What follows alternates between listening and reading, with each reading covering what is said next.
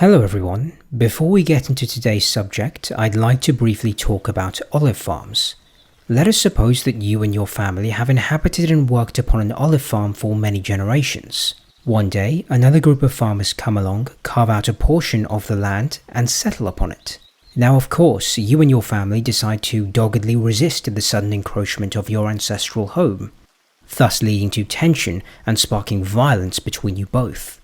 Witnessing the conflict, your local community determines that the best course of action would be to divide the land between the two of you. The other group of farmers accept, grateful that they got the part of the plot that they wanted, but you reject such terms entirely. Why? Because for you this is not merely about a tribal sense of territorial power and not wanting to share your stuff. Rather, this is about your willingness to sacrifice your dignity. You are not going to unilaterally surrender to the whims of a group of settlers who, as far as you are concerned, have no right to evict your people from that chunk of land and declare sovereignty over it in the first place, regardless of how they came to acquire it and what any higher-up authorities dictate is now legally permissible. If they actively refuse to understand anything about the history of your family, your grievances, as well as the circumstances that led to this predicament in the first place, then what's the point of listening to them? This is fundamentally how the Palestinians being forced from their homes in East Jerusalem understand the history of these events that have unfolded over the past century. With the additional caveat being that in their situation, the group of colonial settlers in question have continued to expand their settlements indefinitely beyond that initial portion. Granted, the dogged resistance of the indigenous people against what they see as their continued eviction from land that their families have lived on for centuries will certainly rouse great condemnation amongst said settlers and those who support them, particularly countries who also expanded their territory through similar hostile settler programs. Many will repeatedly assert that the best thing for the native inhabitants to do is to simply lay down their arms, give up resisting the encroachment of their homes, and accept whatever partition proposal is offered to them. As veteran Israeli diplomat Abba Eban is known to have famously asserted during the Geneva peace talks of 1973, they, the Arabs, never miss an opportunity to miss an opportunity. Now of course he wasn't alone in this claim. This is a regurgitation of what has effectively become the mainstream argument made by American and Israeli politicians and journalists alike in order to justify Israel's continued occupation of the region of Palestine. Former American Director of Policy Planning Dennis Ross likewise observed in his account of the Camp David summit that we too have had enough of the Palestinian unwillingness to negotiate. Likewise, when non-violent Palestinian demonstrations following the summit were brutally crushed and thus led to a desperate but fruitless response of suicide bombing, the callous repression by the IDF was conveniently shelved by Israeli newspapers in favor of capitalizing upon the events as a means to confirm Eban's famous claim. The common reference in the blame game Israel and the United States played was that of reminding public opinion that there was a chronic problem with Palestinian leaders, who, at the moment of truth, would expose their warmongering ways. The allegation fundamentally boiled down to the idea that there is simply no one to talk to on the Palestinian side, as Palestinians just won't accept peace. Any rejection of the impractical proposals that neither address the historical grievances of the indigenous people, repatriate the expelled, return existing settlements, nor leave them with the infrastructure and territorial integrity necessary to be truly independent, are merely viewed as irrational and uncivilized refusals to come to reasonable terms. To the colonizer, the very idea that a population subject to colonial subjugation could even have their existence on their homeland honored and respected is utterly unfathomable. In their eyes, the Palestinians should either put up with their grievances or die. And to the surprise of absolutely nobody, many choose the latter. I should clarify that the purpose of this video is not to change the minds of politicians and political commentators who hold such apathetic indifference to the lives of the oppressed. However, as I mentioned in my first video, I think that those who study history, either formally or informally, have a duty to ensure that the infectious spread of politically charged revisionism is at least offered some form of resistance, particularly when the truth is as clear as a freshly waxed window on a sunny day in Jerusalem. Before proceeding, I want to make a quick disclaimer about neutrality. In case it wasn't obvious already, I am not a neutral observer. A neutral observer being one who does not adopt a certain position on the history of this conflict. Rather, my position is unambiguously anti-Zionist, meaning I do not believe that the establishment of a separate state for the global Jewry in a land inhabited by another group of people was a fundamentally good idea. I do not believe that there is room for neutrality when it comes to subjects pertaining to settler colonialism and ethnic cleansing, in the same way I do not believe that there is room for neutrality when it comes to the Trail of Tears or the Circassian genocide. Furthermore, it is worth noting that the vast majority of leading historians and political scientists, including those whose research I will be using, such as Avi Shlaim, Benny Morris, Norman Finkelstein, and Walid Khalidi, do not adopt a stance of neutrality either, and each have their own views which are often at odds with one another. That said, I believe that there is a distinction between neutrality and objectivity. Whilst I, and most historians are certainly not neutral, I am committed to objective research, and am therefore open to honest criticism as to any oversights that I make. First of all, I think it is important that we begin our investigation by providing some historical context. I want to avoid going into too much detail about the history of Zionism because A, I don't want to go too off topic, and B, far more qualified individuals such as the aforementioned historians have already written extensively on the subject. Therefore, when it comes to laying out the context for the various partition proposals and peace agreements that were offered, I will try my best to limit our exploration of Zionism to its direct interaction with the native people who already inhabited the region.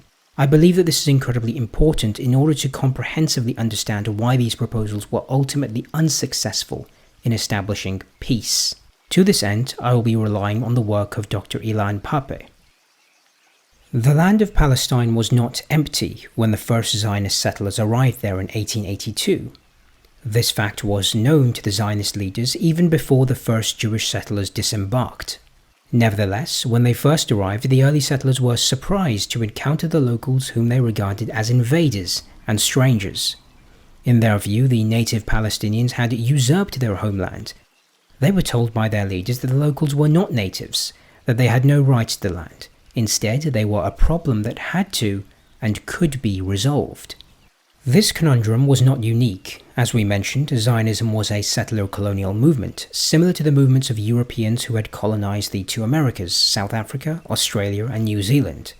Settler colonialism differs from classical colonialism in three respects.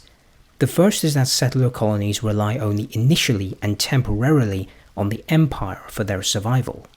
In fact, in many cases, as in Palestine and South Africa, the settlers do not belong to the same nation as the imperial power that initially supported them.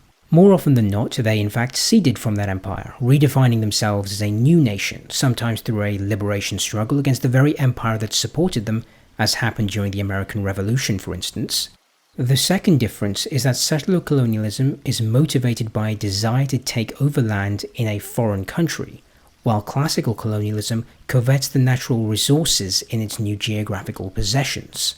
The third difference concerns the way they treat the new destination of settlement. Unlike conventional colonial projects conducted in the service of an empire or a mother country, settler colonialists were refugees of a kind seeking not just a home, but a homeland. The problem was that the new homelands were already inhabited by other people.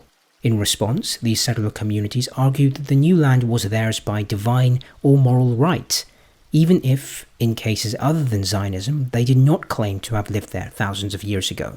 In many cases, the accepted method for overcoming such obstacles was the genocide of the indigenous locals. One of the leading scholars on settler colonialism, Patrick Wolfe, argues that settler colonial projects were motivated by what he called the logic of elimination. This meant that these settlers developed the necessary moral justifications and practical means to remove the natives. As Wolfe indicates, at times this logic entailed actual genocide. At other times, ethnic cleansing or an oppressive regime that denied the natives any rights. Dr. Ilan Pappé adds that there was another logic permeating the logic of elimination, the logic of dehumanization. As a victim yourself of persecution in Europe, you need first to dehumanize a whole native nation or society before being willing to do the same or worse to fellow humans. It was also good to have God on your side. even if you are an atheist. Both David Ben-Gurion and his close friend and colleague Yitzhak Ben-Zvi, the first Prime Minister and second President of Israel respectively, used the biblical promise of a haven for the Jews as the main justification for the colonization of Palestine. This remained the case for the ideologues who succeeded them in the Labour Party into the mid-1970s, and up to the very shallow secular Bible-ism of the dominant Likud party and its offshoots in recent years. As a result of these twin logics, whole nations and civilizations were wiped out by the settler colonialist movement in the Americas. Native Americans, South and North, were massacred, converted by force to Christianity, and finally confined to small reservations. A similar fate awaited the Aboriginals in Australia, and to a lesser extent the Maoris in New Zealand. In South Africa, such processes ended with the imposition of the apartheid system upon the local people, while a more complex system was imposed on the Algerians for about a century. Zionism is therefore not sui generis, but an example of a wider process. This is important not just for how we understand the machinations of the colonial project, but also for our interpretation of the Palestinian resistance to it. If one asserts that Palestine was a land without people, waiting for the people without a land, then Palestinians are robbed of any argument for protecting themselves. All their efforts to hold on to their land become baseless, violent acts against the rightful owners. As such, it is difficult to separate the discussion of Zionism as colonialism from the question of the Palestinians as a colonized native people. The two are linked together in the same analysis. The official Israeli narrative, or foundational mythology, refuses to allow the Palestinians even a modicum of moral right to resist the Jewish colonization of their homeland that began in 1882. From the very beginning, Palestinian resistance was depicted as motivated by hate for the Jews. It was accused of promoting a protean anti-Semitic campaign of terror that began when the first settlers arrived and continued until the creation of the State of Israel. The diaries of the early Zionists, however, tell a different story. They are full of anecdotes revealing how the settlers were well received by the Palestinians, who offered them shelter and in many cases taught them how to cultivate the land. Only when it became clear that the settlers had not come to live alongside the native population, but in place of it, did the Palestinian resistance begin. And when that resistance started, it quickly took the form of every other anti-colonial struggle. The idea that the impoverished Jews were entitled to some form of a safe haven was not initially objected to by the Palestinians and those supporting them. However, this was not reciprocated by the Zionist leaders. Whilst Palestinians offered shelter and employment to the early settlers and did not object to working shoulder to shoulder with them under whatever ownership, the Zionist ideologues were very clear about the need to both push the Palestinians out of the country's labour market and to sanction those settlers who were still employing Palestinians or worked alongside them. Gershon Shafir, in his seminal work on the Second Aliyah, explains how this ideology was developed and practiced. The leader of that wave, David Ben-Gurion, referred in his letters to Arab labour as Beit Mihush, an infested hotbed of pain. Other settlers talked about the Palestinians as strangers and aliens. One diary entry from during the Second Aliyah reads, "The people here are stranger to us than the Russian or Polish peasant." They were surprised to find people in Palestine at all, having been told that the land was empty. I was disgusted to find out that in Hadera, an early Zionist colony built in 1882, part of the houses were occupied by Arabs, reported one settler. However, whilst the colonialist instinct was to ignore the native population and create gated communities, life offered different prospects. There is extensive evidence of coexistence and cooperation between the newly arrived Jews and the native population almost everywhere. Jewish settlers, particularly in the urban centres, could not survive without engaging, at least economically, with the Palestinians. This led to hundreds of joint businesses being formed throughout those years, alongside trade union cooperation and agricultural collaboration. At the same time, the Palestinian political leaders grew more hostile to such joint initiatives as the Zionist movement became more aggressive. The slow realization among the Palestinian political, social and cultural elite that Zionism was a colonialist project strengthened the common national identity in opposition to the settlers. And eventually there was also Palestinian pressure from above to cease the cooperation and interaction. The Palestinian political movement took time to emerge, developing out of a variety of pre-existing nationalist impulses that had formed under the Ottoman Empire. When the Zionists arrived in Palestine in the late 19th century, these impulses were still at work among the Palestinian community. Many of its intellectuals and activists were dreaming of a united Arab republic. Others were taken with the idea of a Greater Syria, willing for Damascus to be the center of a new state with Palestine a part of it. Whether they were pan-Arabists, local patriots, or Ottoman loyalists, or just wanted to be a part of Greater Syria, the Palestinians were united in their wish to not be under a Jewish state. This was demonstrated by US President Woodrow Wilson's King Crane Inquiry of 1919, which discovered that the majority opposed the Zionist movement. Their leaders objected to any political solution that would hand any part of the small country to the settler community, as they clearly declared in their negotiations with the British at the end of the 1920s. They were willing to share with those who had already arrived, but could accept no more. As noted by Israeli professor Dr. Mahmoud Yazbak, the high taxes on agrarian produce during the late 1920s and 30s, together with a fall in prices, cheap imports and natural disasters, all contributed to the increasing indebtedness of agricultural labourers throughout the region. The rents paid by Arab tenants increased sharply owing to a swelling population density. Furthermore, the transfer of land from Arabs to the Jewish settlement agencies such as the Jewish National Fund, who often prepared to employ newly arriving Jewish workers, increased the number of Palestinian tenants evicted, whilst also removing the land as a future source of livelihood. This led to sporadic waves of violence across the region, such as the riots of 1929 and the Great Arab Revolt of 1937, resulting in massacres of the Jewish settlements and then the indigenous Palestinians in return. By the onset of the Second World War, the Palestinian national movement regarded Zionism as a colonialist project that needed to be defeated. By 1945, Zionism had attracted more than 500,000 settlers to a country whose population was about 2 million. Some came with the permission of the mandatory government, and some without. The settlers had managed to build a state within a state, constructing all the necessary infrastructure, but they failed in two respects. They managed to buy up only 7% of the land, which would not suffice for a future state. The rest was mostly owned by the Mandate and Arab landlords. The Jews were also still a minority, 1/3 in a country in which they wanted to be the exclusive nation. As with all earlier settler colonial movements that we mentioned, the answer to these problems was the twin logic of annihilation and dehumanization. The settlers' only way of expanding their hold on the land beyond the 7% and of ensuring an exclusive demographic majority was to remove the natives from their homeland. The modus operandi of Zionism is thus a settler colonial project, and one that has not yet been completed. Palestine is not entirely Jewish demographically, and although Israel controls all of it politically by various means, the state of Israel is still colonizing, building new colonies in the Galilee, the Negev, and the West Bank for the sake of increasing the number of Jews there, dispossessing Palestinians and denying the right of the natives to their homes. Let us fast forward a few years to the post-Second World War. In 1946, the British government in London thought it could hold on to the mandate of Palestine for some time to come. It therefore began moving forces out of Egypt into the territory as the Egyptian national liberation struggle intensified that year.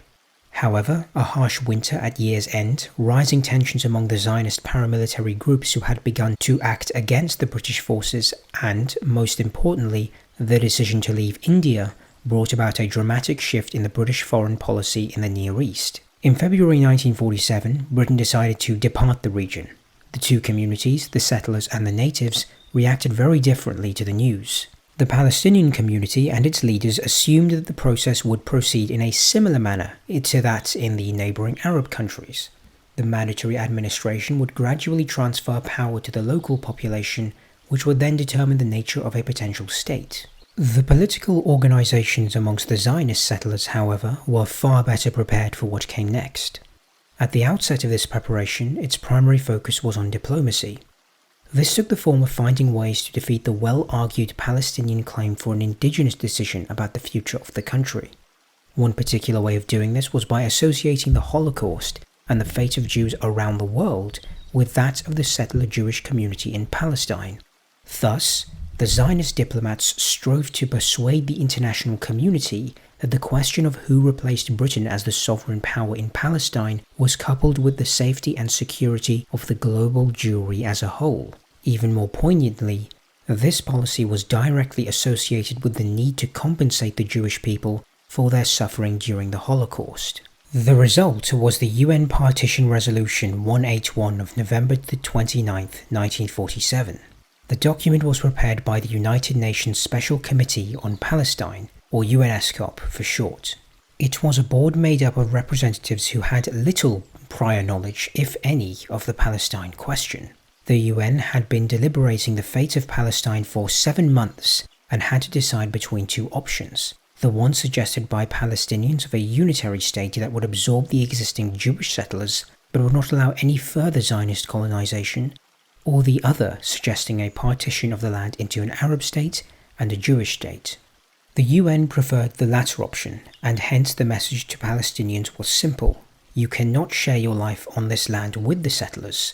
All you can hope for is to salvage half of it and concede the remainder. The strategy was described as a plan of partition with economic union, which, after the termination of the then British mandate over the region, would lead to the creation of 2 independent Arab and Jewish states, along with a special international order for the city of Al-Quds, aka Jerusalem. The plan sought to address the conflicting objectives of what it considered 2 competing movements, i.e. the Palestinian Arab desire for self-determination and Zionism. Part 1 of the plan contained provisions dealing with the termination of the mandate, partition and independence, whereas Part 2 included a detailed description of the proposed boundaries for each state. The plan also called for an economic union between the proposed states and for the protection of religious and minority rights. A common mistake that is often made when discussing the blatantly biased and unjust nature of the partition plan is the tendency to focus on the devil being in the details, notably emphasizing the fact that despite legally owning only 7% of land in Palestine and composing only a third of the population in 1946, the Jewish state would, according to the partition, receive most of the region, 55% in total. Firstly, it is somewhat misleading in that whilst the Jews did own 7% of the land prior to partition, the remainder was not legally owned by Palestinians, but rather much of this was governed either directly by the British mandate or by various Arab landlords. Secondly, and more importantly, it obfuscates the more fundamental reason for why most Palestinians were so opposed to the UN's plan, that being the idea of partition itself. The carving up of the indigenous land was a proposal which the inhabitants of the region had fought tooth and nail to avert. The plan would result in just over 32% of the local Palestinian Arabs being forced to either evict their homes or live under the authority of a separate Zionist state. Partition meant that all of the effort made by the indigenous people to ensure the political integrity of the region had been of no benefit. When the previously mentioned British Foreign Minister, Ernest Bevin, received the partition proposal, he promptly instructed for it not to be imposed upon the Arabs, and thus the matter was vigorously debated in the 1947 Parliament, but to little avail. In summary, in the eyes of the Palestinian Muslims, the very idea of another group of people settling within the region and carving out their own nation-state with little concern for the inhabitants already living there was repulsive. To put it in simple terms, the United Nations partition seemed to take for granted that the tension between the local population's aspirations for ideas such as self-determination, independence and justice versus the creation of a separate Jewish state in Palestine did not exist, and this tension did not really need to be negotiated. In the eyes of the United Nations, they had already solved it, if you will, by virtue of presenting this division. Therefore, the partition of Palestine, and only a partition of Palestine with unlimited Jewish immigration to the region, was acceptable. As noted by Professor Baylis Thomas, this assumption was best exemplified by US President Harry Truman's own memoirs on the subject. I was fully aware of the Arab hostility to Jewish settlement in Palestine, but like many Americans, I was troubled by the plight of the Jewish people in Europe. The Balfour Declaration, promising Jews the prospect of re-establishing a homeland in Palestine, always seemed to me to go hand in hand with the noble policies of Woodrow Wilson, especially the principle of self-determination. Essentially, the Wilsonian concept of self-determination embraced the rights of the people who inhabit a land to govern it. On the other hand, in the eyes of Truman and the United Nations, was it not obvious that the persecuted and stateless Jews also had a right to self-determination whilst not inhabiting that land? But Truman avoided the question which the concept of self-determination was supposed to answer. Do a people have the right to migrate and settle upon a land, declaring dominion over it when it is inhabited by others? In service of this avoidance, he, similar to the Zionists, acted as though Palestine was not inhabited, or not importantly so. Thus, the idea of carving up a state in Palestine as a homeland for the settlement of another group of people fundamentally failed to consider the concrete particulars concerning its existing inhabitants. It is therefore no surprise that most Arab states and the Palestinian organizations rejected it. For those watching and slightly puzzled as to why once again, contrary to the modern Israeli political narrative, the rights of the native inhabitants were systematically ignored on every level, the answer is not very surprising. As discussed extensively by Michael Joseph Cohen, a large portion of contributions for Truman's Democratic Party came from Jewish organizations and individuals. Therefore, a failure to live up to promises to support Zionist efforts in Palestine would constitute a danger to the party. State Department advice, initially critical of the controversial United Nations recommendation to give the overwhelmingly Arab town of Jaffa and the Negev to the Jews, was swiftly overturned. Current Indian Prime Minister Jawaharlal Nehru spoke with anger and contempt for the way the UN vote had been lined up, noting how his sister, Vijaya Lakshmi Pandit, the Indian ambassador to the UN, had received daily warnings that her life was in danger unless she voted in favor of the partition. Similarly, Liberia's ambassador to the United States complained the US delegation threatened aid cuts to several countries. Harvey S. Firestone Jr., president of Firestone Natural Rubber Company, with major holdings in the country, also pressured the Liberian government. Philippines Representative General Carlos P. Romulo stated, "We hold the issue is primarily moral. The issue is whether the United Nations should accept responsibility for the enforcement of a policy which is clearly repugnant to the valid aspirations of the people of Palestine. The Philippines government holds that the United Nations ought not to accept such responsibility." But after a phone call from Washington, the representative was recalled and the Philippines' vote changed. Likewise, as detailed by Professor James Barr, France's delegate to the United Nations was visited by Bernard Baruch, a well-known long-term Jewish supporter of the Democratic Party. He implied that a French failure to support the resolution might block planned American aid to France, which was badly needed for reconstruction, French currency reserves being exhausted and its balance of payments heavily in deficit after the Second World War. Previously, to avoid antagonizing its Arab colonies, France had not publicly supported the resolution, but after considering the danger of American aid being withheld, France finally voted in favor of it. So too did France's neighbors, Belgium, Luxembourg, and the Netherlands. On the diplomatic front, the months of February and March 1948 were a particularly tense time for the Zionist movement. The United States, through its envoys on the ground, realized the UN partition of November 1947 was flawed. Instead of bringing calm and hope to the region, the plan itself had been the main reason for the recent eruption of violence. There were already reports of Palestinians being forced out of their homes and of killings on both sides. Both sides attacked each other's public transport, and skirmishes on the lines dividing Arab and Jewish neighborhoods in the mixed towns continued for a few days. Harry Truman agreed to rethink the idea of partition and suggested a new plan. Through his ambassador to the UN, he proposed an international trusteeship over the whole of Palestine for 5 years, so as to give more time to search for the solution. This move was abruptly halted by vested interests. It was the first time that the Jewish lobby in the United States was used to change the position of the American administration. AIPAC did not yet exist, but the method was already in place to connect the domestic political scene in America with the interests of Zionism and later of Israel in Palestine. In any case, it worked, and the US administration returned to its unwavering support for the partition plan. Truman later noted in his memoirs, I do not think I have ever had as much pressure and propaganda aimed at the White House as I had in this instance.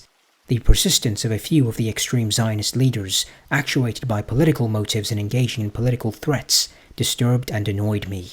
Palestinian historian Walid Khalidi summarized the Arab refusal to accept the terms. A compromise by definition is an arrangement acceptable, however grudgingly, to the protagonists. The partition of Palestine proposed by the United Nations was no such thing. It was Zionist in inspiration, Zionist in principle, Zionist in substance, and Zionist in most details. The very idea of partition was abhorrent to the Arabs of Palestine, and it was against it that they had fought their bitter, desperate, and costly fight in the years 1937 to 39. Also, compromise implies mutual concession. What were the Zionists conceding? You can only really concede what you actually possess.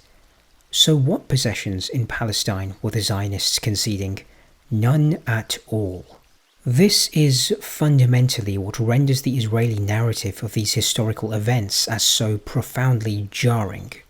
This was not a compromise. It was a proposal designed from its inception to benefit one particular party. That party being those with an explicit desire to migrate to this land and expand their colonial settlements across the entire region. In the year 1948, in what would only be described today as a systematic ethnic cleansing campaign, over 700,000 Palestinians fled or were expelled from their homes. This event became known as the Nakba, the catastrophe. Haifa, Jaffa, Safad, Beisan, Akko, and West Jerusalem. By the end of March 1948, 30 villages were depopulated of their Palestinian Arab population. Approximately 100,000 had fled to Arab parts of Palestine such as Gaza, Beersheba, Nazareth, Nablus, and Bethlehem. Tensions intensified further when on April the 9th, just over 107 inhabitants of Deir Yassin were massacred by fighters from the far-right-wing Zionist paramilitary groups Ergun and Lehi. 4 days after the massacre, on April the 13th, a revenge attack on the Hadassah medical convoy in Jerusalem ended in a massacre, killing 78 Jews, most of whom were the medical staff. Following the proclamation of the State of Israel in May of 1948 and the declaration of war by the Arab League, the expulsion of Palestinians in regions that came under Israeli control persisted. The largest single expulsion of the war began in Lydda and Ramla, 14th of July, when 60,000 inhabitants, nearly 10% of the entire exodus of the two cities, were forcibly expelled on the orders of Ben Gurion and Yitzhak Rabin in events that came to be known as the Lydda Death March. Historian Benny Morris notes how the people of Lydda were forced to walk miles during a summer heatwave to the front lines, where the Arab Legion, Transjordan's British-led army, tried to provide shelter and supplies. The Economist newspaper wrote on the 21st of August that year, "The Arab refugees were systematically stripped of all of their belongings before they were sent on their trek to the frontier. Household belongings, stores, clothing, all had to be left behind." Tens of thousands of Palestinians from the two cities poured into Ramallah. For the most part, they had no money, property, food or water, and represented a health risk not only to themselves. The Ramallah City Council asked King Abdullah to remove them. Some of the refugees even reached Amman, the Gaza Strip, Lebanon and Upper Galilee. And all over the area there were angry demonstrations against Abdullah and the Arab Legion for their failure to defend the cities. People spat at Glub, the British commander of the Arab Legion, as he drove through the West Bank, and wives and parents of the Arab Legion soldiers tried to break into King Abdullah's palace. Alec Kirkbride, the British ambassador in Amman, described one protest in the city on the 18th of July, recalling how thousands of Palestinian men swept up the hill toward the Jordanian king's palace, demanding that he liberate the conquered towns.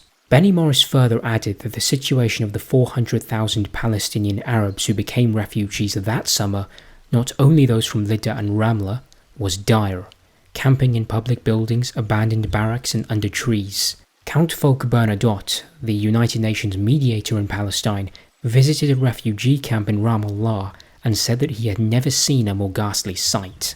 Morris also noted that the Arab governments did little for them, and most of the aid that did reach them came from the West, through the Red Cross and Quakers. A new UN body was set up to get things moving, which in December 1949 became the United Nations Relief and Works Agency for Palestinian refugees in the Near East, which many of the refugees and their descendants, now standing at 4 million, still depend upon. Bernadotte's mediation efforts, which resulted in a proposal to split Palestine between Israel and Jordan and to hand Lydda and Ramla to King Abdullah, ended on the 17th of September 1948, where he was assassinated by 4 Israeli gunmen from Lehi, the extremist Zionist faction mentioned earlier.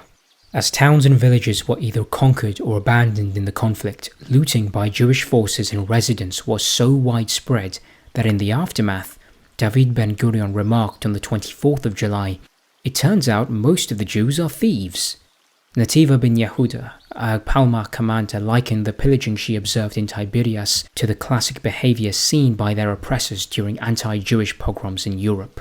Such pictures were known to us. It was the way things had always been done to us, in the Holocaust, throughout the war, and all the pogroms. Oh, how well we knew those pictures. And here, we were doing these awful things to others. We loaded everything onto the van with a terrible trembling of the hands, and that wasn't because of the weight. Even now, my hands are shaking just from writing about it. Now, I'm not a fan of viewing history teleologically, in essence looking at a certain event, viewing it to be unavoidable, and thus working backwards to assess what could have conceivably led to it. However, as noted by Dr. Ilan Pappé, one cannot help but notice that the writings and thoughts of the early Zionist leaders show that by 1948 this crime, this catastrophe, was inevitable. The goal of Zionism had not changed. It was dedicated to taking over as much of mandatory Palestine as possible and removing most of the Palestinian villages and urban neighborhoods from the space carved out for a future Jewish state. Take the statements of Berl Katznelson as an example, one of the most significant Zionist ideologues in the 1930s. His support for what was referred to as the transfer of the indigenous Palestinians was unequivocal. At the 20th Zionist Conference in 1937, convened shortly after the British made their first significant proposal for peace, he strongly voiced his support for the idea. He told the attendees, "My conscience is completely clear. A distant neighbour is better than a close enemy. They will not lose by their transfer, and we certainly will not. In the final analysis, this is a political reform of benefit to both sides.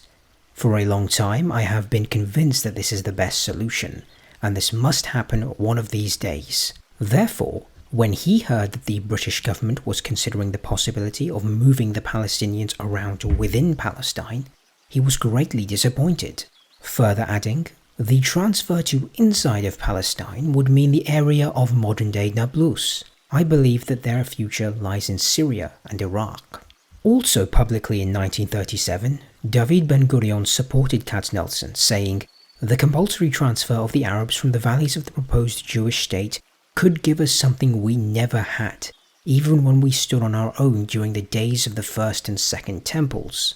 We are given an opportunity which we never dared to dream of in our wildest imaginings. This is more than a state, government and sovereignty. This is national consolidation in a free homeland." In a similarly explicit manner, he also told the Zionist Assembly in 1937, "In many parts of the country it will not be possible to settle without transferring the Arab tenants," which he hoped would be done by the British. But with or without the British, Ben-Gurion clearly articulated the place of expulsion in the future of the Zionist project in Palestine, when he wrote that same year, "With the compulsory transfer we would have a vast area for settlement.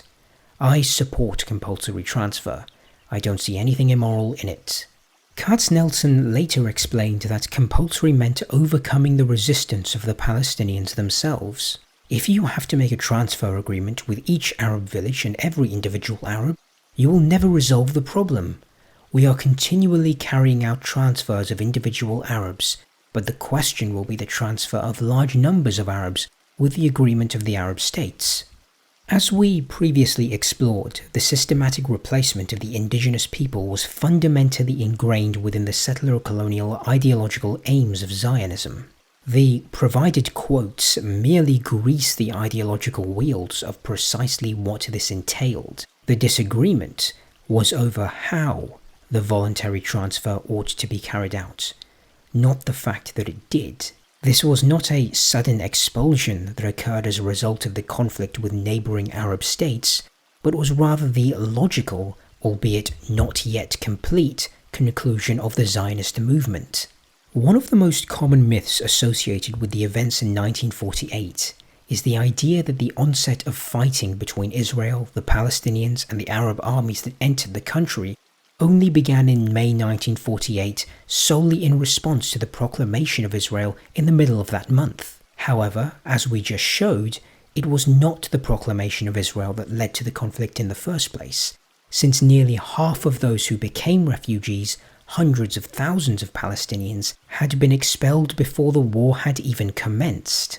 The historical disagreement between various historians and political scientists, such as Benny Morris and Norman Finkelstein, tend to revolve around the causes of these ethnic cleansing campaigns and just how coordinated they were. In essence, was this part of a centralized, systematic strategy to expel the Palestinian people from the villages under Israeli control? Or was this more of a decentralized, ad hoc campaign of expulsion, with a few forced purges here and there, and most people just fleeing in advance due to fear? Now, if I'm going to be completely honest, I think this is nothing more than semantics. There is no such thing as voluntary population transfer. From the perspective of the indigenous people forced to flee their homes in the thousands, whether these were ad hoc pogroms granted tacit approval from the state, or if this was a centralized crusade against the Muslims, doesn't really matter in the slightest, because for them, the outcome is unchanged. There is still a massive refugee crisis with millions of internally displaced people within what is now referred to as the West Bank and the Gaza Strip. That said, all these myths surrounding 1948, from Palestinian intransigence, from the idea of Israel being like David fighting an Arab Goliath, to the belief that the conflict only began with the proclamation of Israel, all fused together in the image of a Jewish state fighting against all odds, offering peace to the Palestinians, encouraging them to stay and proposing various agreements, only to learn that there is no partner on the other side. This fabricated fable of Israel being some sort of a guiltless outpost in a sea of anti-Semitic barbarism, constantly advancing generous peace proposals, is one that continues to permeate its history despite the country's sustained intransigence. As Israeli historian Avi Shlaim has demonstrated in his book titled The Iron Wall, contrary to the myth that the Palestinians never quote-unquote missed an opportunity to refuse peace, it was Israel that constantly rejected the offers that were on the table.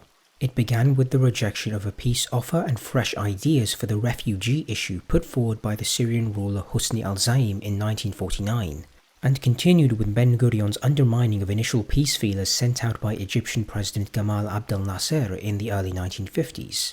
Better known is the way that Israel refused to show any flexibility in its negotiations with King Hussein in 1972, mediated by Henry Kissinger over the West Bank, and its refusal to heed President Sadat of Egypt's warning in 1971 that if they would not negotiate bilaterally over the Sinai, he would be forced to go to war over it, which he did 2 years later, inflicting a traumatic blow to Israel's sense of security and invincibility.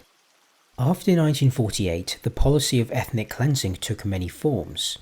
In various parts of the occupied territories and inside Israel, the policy of expulsion was replaced by a prohibition on people leaving their villages or neighborhoods. Restricting Palestinians to where they lived served the same purpose as expelling them. When they are besieged in enclaves such as areas A, B, and C under the Oslo Accord in the West Bank, or in villages and neighborhoods in Jerusalem that are declared part of the West Bank, or in the Gaza ghetto, they are not counted demographically in either official or informal censuses, and thus have no real representation. And that is what matters to Israeli policymakers more than anything else. It just so happens that this legacy of denying the agency of the Palestinian people and ignoring previous injustices was ubiquitous throughout the subsequent negotiations that took place during the 1990s Oslo Accords. It turns out that shattering the little land that the inhabitants of Palestine have left into a maze of fragmented enclaves surrounded by the indefinitely expansionist Israeli settlements is probably not such a good idea if one wants to garner the cooperation of the indigenous people.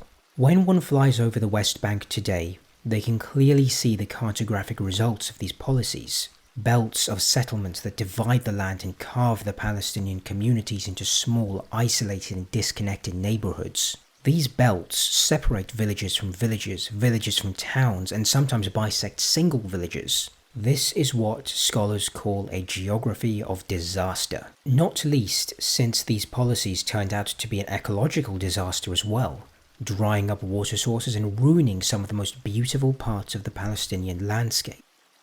The peace process of the 1990s was thus, in reality, no such thing. The continued insistence on partition and the deliberate exclusion of the refugee question from the agenda rendered the Oslo process at best a rearrangement of Israeli control in the West Bank and the Gaza Strip. At worst, it inaugurated a new system of control that made life for Palestinians in the occupied territories far worse than it was before. Even if you believed in the two-state solution in 1999, a tour of either the West Bank or the Gaza Strip would have convinced you of the words of the Israeli scholar Meron Ben-Fenisti, who wrote that Israel had created irreversible facts on the ground. The two-state solution was killed by Israel. Since the Oslo process was not a genuine peace process, the Palestinians' participation in it and their reluctance to continue it was not a sign of their alleged intransigence and violent political culture, but a natural response to the diplomatic charade that solidified and deepened Israeli control over the occupied territories. One may ask, what, on a practical level, has this occupation process resulted in now?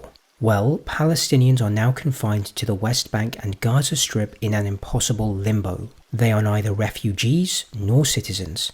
Rather, they are citizenless inhabitants of the region. They are inmates of a huge prison in which they have no civil and human rights and no impact on their future. The world tolerates this situation because Israel claims, and the claim was never challenged until recently, that the situation is temporary and will continue only until there is a proper Palestinian partner for peace. Not surprisingly, such a partner has not been found. At this very moment, Israel is still incarcerating a third generation of Palestinians by various means and methods, and depicting these mega-prisons as temporary realities that will change once peace comes to Israel and Palestine. So, what can the Palestinians do? The Israeli message is very clear. If they comply with the expropriations of land, the severe restrictions on movement, the harsh bureaucracy of occupation, then they may reap a few benefits. These may be the right to work in Israel, to claim some autonomy, and, since 1993, even the right to call some of these autonomous regions a state. However, if they choose the path of resistance, as they have done occasionally, then they will feel the full might of the Israeli army. The Palestinian activist Mazen Qumsiya has counted 14 such uprisings that have attempted to escape this mega-prison, and all of them were met with a brutal, and in the case of Gaza, even genocidal, response. Thus, we can see that the takeover of the West Bank and the Gaza Strip represents a completion of the job that began in 1948. Back then, the Zionist movement took over 80% of Palestine. In 1967, they completed this takeover. The demographic fear that haunted Ben-Gurion, a greater Israel with no Jewish majority, was cynically resolved by incarcerating the population of the occupied territories in a non-citizenship prison. This is not just a historical description. In many ways, it is still the reality in 2021.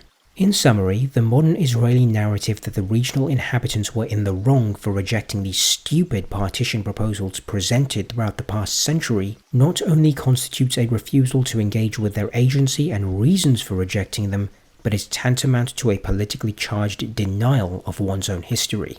And with that, I rest my case. To conclude, it is imperative that any historical discourse surrounding the region of Palestine over the 1900s clearly defines what is being referred to. This is because, contrary to what is popularly claimed, history is not a value-neutral field of study. For example, slogans such as, "The creation of Israel just ensured the return of Jews to their historic homeland," isn't the depoliticized statement of neutrality some people seem to think that it is. There is no apolitical rendition of this historical idea. when said homeland is inhabited by another group of people and has been for centuries. This is not some abstract notion of Jewish self-determination anywhere in the world that is being referred to. It is only ever in the context of occupying land that is predominantly populated by Palestinian Muslims. Therefore, it is crucial that one focuses on the explicit, practical consequences of what this claim entails rather than the abstract, vague and utopic existence of a hypothetical homeland for Jews. Once one becomes aware of this and thus begins to respect the dignity of the oppressed, it becomes far more difficult to simply dismiss their refusals to accept the existence of a national home for X group of people as irrational and uncompromising. From the perspective of the Palestinian, being chastised for not collectively surrendering to the occupation of their land by that state as a homeland for the Jewry is conceptually identical to Native Americans being considered equally savage for not coming to terms with the carved-out 13 colonies as a haven for white landowners. In both situations, the inhabitants of those lands are rebuked for lamenting the existence of a separate state that has systematically campaigned for over a century to evict them from their homes in order to settle within them. The previously mentioned political scientist Norman Finkelstein echoes Khalidi's summation earlier. The root of the problem, according to the Israeli narrative, again appears to be that Palestinian sense of entitlement. The peace negotiations might have succeeded if only Palestinians grasped that they aren't real, actual human beings.